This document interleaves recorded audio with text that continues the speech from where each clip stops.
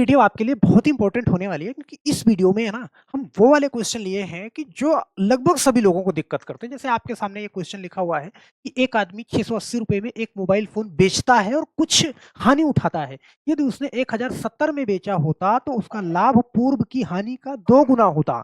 Phone का लागत मूल्य क्या होगा? इस टाइप का क्वेश्चन सीखेंगे और बिल्कुल आपके दिमाग में बैठा देंगे। आप बेफिक्र रहिएगा, सिर्फ लास्ट तक वीडियो देख लीजिएगा, बहुत लंबी वीडियो नहीं है। तो चलिए हम वीडियो की शुरुआत करते हैं, लेकिन उससे पहले आप लोगों का कमेंट लेना बिल्कुल नहीं भूलते जो पिछली वीडियो में आप लोगों ने क्वेश्चन के जवाब दिए होते हैं। तो यहाँ पे बहुत सारे लोगों ने, जो पिछली बार सवाल दिया गया था कि दो संख्याओं का योग 250 है, उनका अंदर 50 है, बड़ी संख्या कितनी होगी? बहुत सारे लोगों ने बिल्कुल सही जवाब दिया था। यहाँ पे देखना, विजय लक्ष्मी एम मीम्सपुर करके आईडी है, पदम और प्रीति कुमावत और प्रीति और शिव कुमार, और यहाँ पे गोलू कुमार, निरंजन और सिद्धेश्वर और शैलेंद्र कुमार, सुरेश कुमार, विजय लक्ष्मी और आर कुमार जी, और यहाँ पे भरत कुमार जी लिखते हैं, सर मुझको मैथ से नफरत थी बट आपकी वीडियोज देखकर अब मैथ समझ में आने लगा है। तो भरत जी, आपको बहुत बहुत कंग्रेचुलेसन कि अब मैथ आपको समझ में आने लगी है। और यहाँ पे दिनेश पटेल जी, आपने भी बिल्कुल सही जवाब दिया है, और चंचल महावर, आपने भी बिल्कुल सही जवाब दिया है।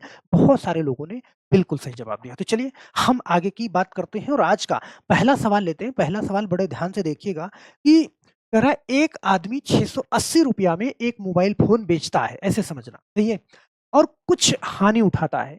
यदि उसने 1070 में बेचा होता तो उसका लाभ पूर्व हानि का 2 गुना होता। मोबाइल फोन का लागत मूल्य क्या है? सही है, सवाल आपने अच्छे से पढ़ लिया। अब अच्छे से पढ़ लिया तो यहाँ पे देखना कि ये सवाल जो है ना, अभी बिल्कुल नया सवाल है। ये 20/1/2025 को एसएससी सीजीएल, सही है, मेंस में पूछा गया सवाल था। लेकिन इसको बड़े ध्यान से देखना भाई, देख लेना लास्ट तक, आपके दिमाग में छप जाएगा, गारंटी हमारी है। इस टाइप का सवाल कभी भी मिलेगा ना, विद इन सेकंड आप लगाओगे। अब लगाना इसको कैसे, यहाँ पे पहले समझना।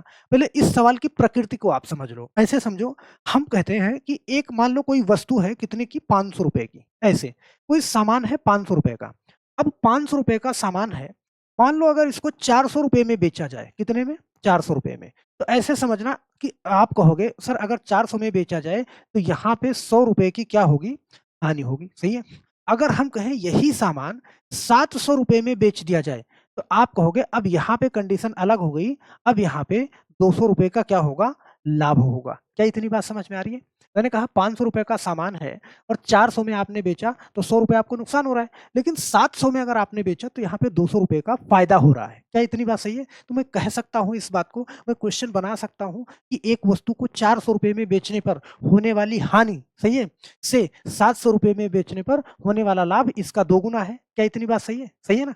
अब इस सवाल को देखना, पहले समझ लेना, लगाना कैसे मैं बाद में बताऊंगा, विद इन सेकंड आप लगाओगे। जैसे ये सवाल है, यहाँ पे कह रहा है, जैसे मान लो हम कहें कि 680 रुपया में अगर इस सामान को आप बेच रहे हो, सही है, तो 680 में जितना कम है, ध्यान देना, जितना कम है उतना जोड़ दो भाई, ये नुकसान इतना हो रहा है।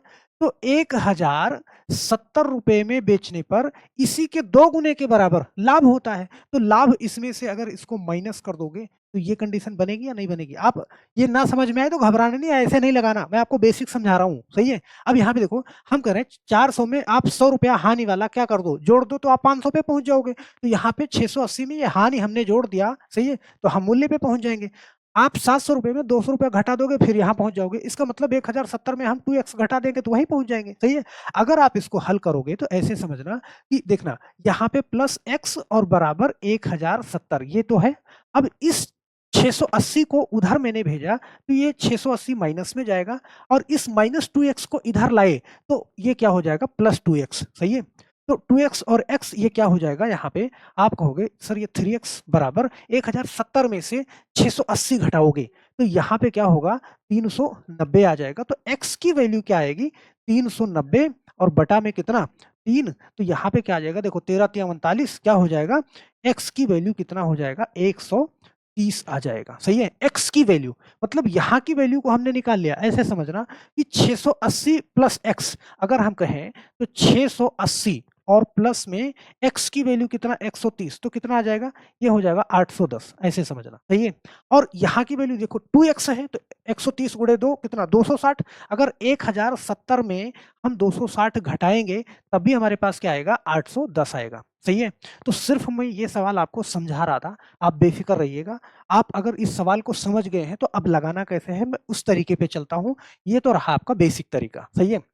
अब ऐसे देखना, भाई मैं समझा दूं फिर से कि इस प्रक्रिया में अगर कोई चीज नहीं समझ में आई तो आप मुझे नीचे कमेंट कर सकते हैं। अब हम चलते हैं इस सवाल को कैसे लगाएंगे विद इन सेकंड। ये तो आपका जैसे बहुत सारे लोगों का कहना है कि सर आप बेसिक जरूर बता दिया करिए, तो एक क्वेश्चन में बेसिक जरूर बताना है। अब यहाँ पे देखना आपको क्या करना है, इस सवाल को लगाना कैसे है, आप लगाओगे विद इन सेकंड इसको लगाओगे। भाई ऐसे कह रहा है कि एक आदमी 680 रुपए में एक मोबाइल फोन बेचता है, कितने में बेचता है भैया, 680 रुपया में बेचता है, सही है। और फिर कह रहा है 680 रुपए में बेचता है और कुछ हानि उठाता है। यदि उसने 1070 में बेचा होता, यहाँ पे दोनों मूल्य आप लिख लोगे, सही है, तो उसका लाभ पूर्व की हानि से 2 गुना होता।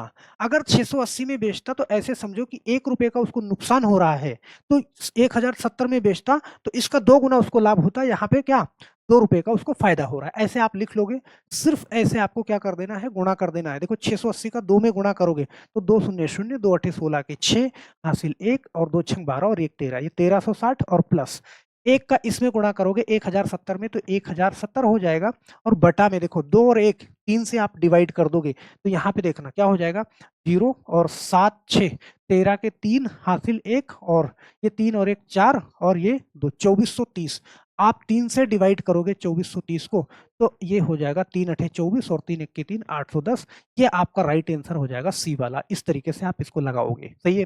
विद इन सेकंड आप इसका जवाब दोगे, इसमें कोई दो राय नहीं है। बस एक आध सवाल और कराएंगे ना, आपके दिमाग में छप जाएगा लास्ट क्वेश्चन का जवाब, आप बिना कलम चलाए दे के जाओगे, गारंटी हमारी है, सही है। यहाँ पे देखना अगला क्वेश्चन ऐसे है, एक मोबाइल 900 रुपए में बेचने पर, कितने में 900 रुपए में बेचने पर, यहाँ पे मैंने लिख लिया 900 रुपए में बेचने पर हानि होती है।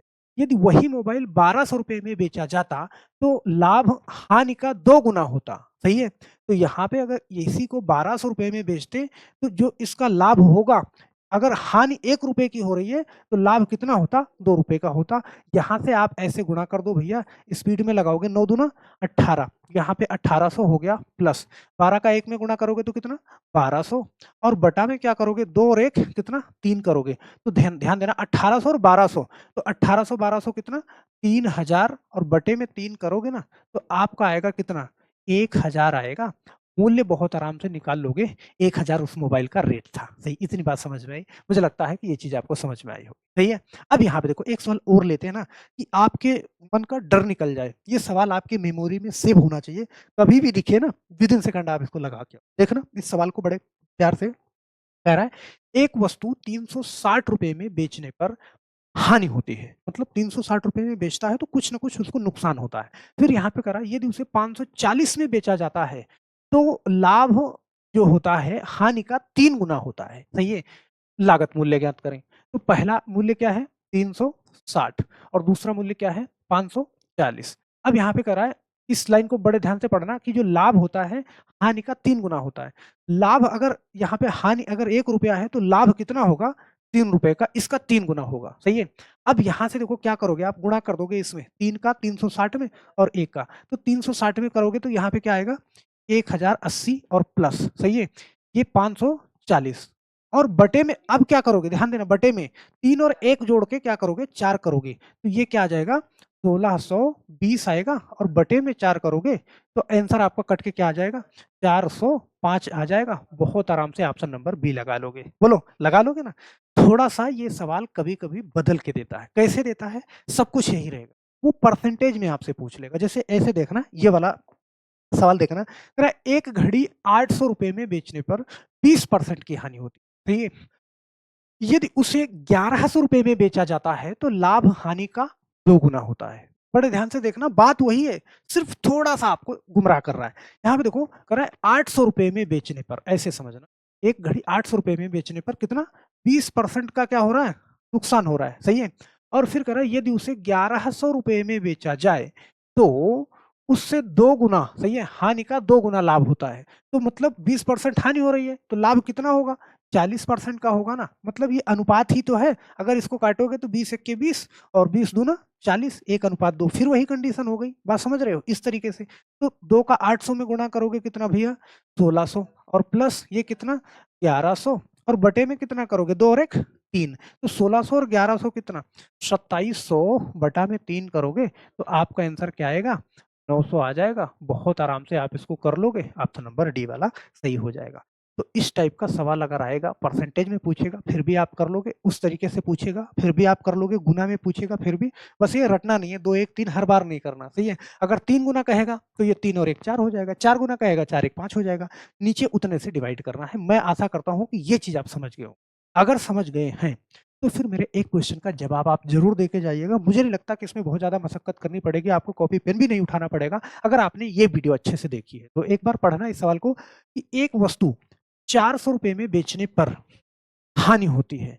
यदि उसे 700 रुपए में बेचा जाता है तो लाभ पहले की हानि का 2 गुना होता है। वस्तु का लागत मूल्य ज्ञात करें। तो हम आशा करते हैं मेरे दोस्त कि आपका दिमाग अच्छा चल रहा होगा और फटाफट से इसका जवाब नीचे कमेंट बॉक्स में ज़रूर दीजिएगा। और एक चीज़ और, मुझे बताइएगा कि क्या ये वीडियो आपको अच्छी लगी, सही है? और इसका जवाब ज़रूर दीजिएगा, अपने नाम के साथ में दीजिएगा। और जो मैंने आज क्वेश्चन कराए ना, ये क्वेश्चन आपको अच्छे से समझ में आना चाहिए, तो ज़रूर लिखिएगा इस वीडियो के बारे में।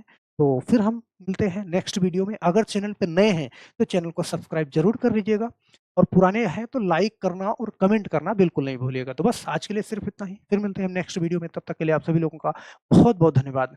जय हिंद।